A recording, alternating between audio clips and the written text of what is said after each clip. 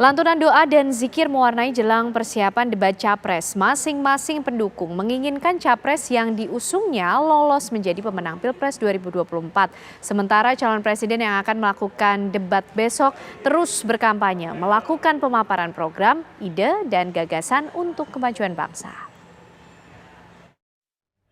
Pres dan Cawapres yang diusungnya untuk memenangkan kontestasi di Pilpres 2024. Di Brebes, Jawa Tengah, ribuan pendukung Prabowo yang tergabung dalam jaringan Santri Indonesia JSI Jateng mengikuti doa syukur dan zikir akhir tahun 2023 yang digelar di halaman Islamic Center Brebes, Jawa Tengah. Zikir yang dibawakan dengan khusyuk itu membuat peserta majelis terharu.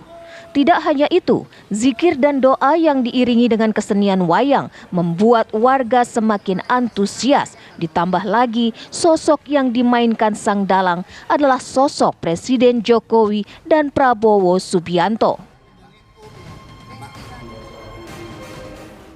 Relawan pasangan calon Presiden Anies Baswedan dan calon Wakil Presiden Muhaimin Iskandar di Jepara, Jawa Tengah pun menggelar doa bersama.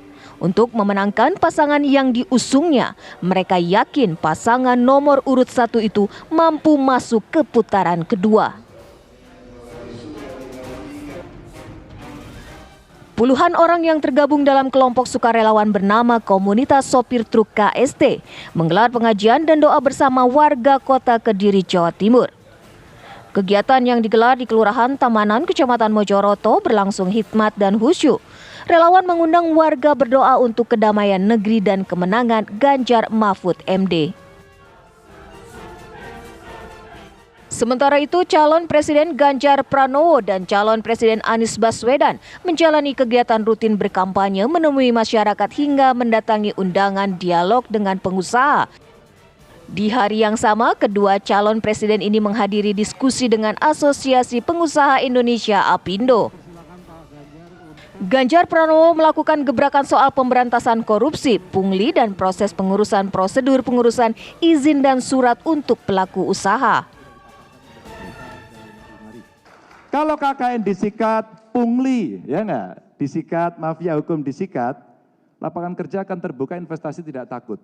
Bapak Ibu, saya hakul yakin di sini, ngaku saja ke saya. Siapa yang bilang di Indonesia ini sudah efektif dalam pengurusan seluruh usahanya? Angkat tangan. Terima kasih atas pengakuannya. High cost langsung muncul karena mulai dari awal kita mengalami kesulitan-kesulitan itu. Dan itu kemudian diomongkan terus saja tanpa ada tembakan. Bagaimana kita bisa melaksanakan? Lanjut. Lain halnya dengan calon presiden nomor urut 1, Anies Baswedan. Anies menekankan akan memperbaiki sebuah sistem surat menyurat untuk pengusaha, baik pengusaha dalam negeri maupun luar negeri. Kami sepakat dan ini akan menjadi fokus dari inkonsistensi kebijakan dan ketidakpastian hukum menuju konsistensi kebijakan dan kepastian hukum.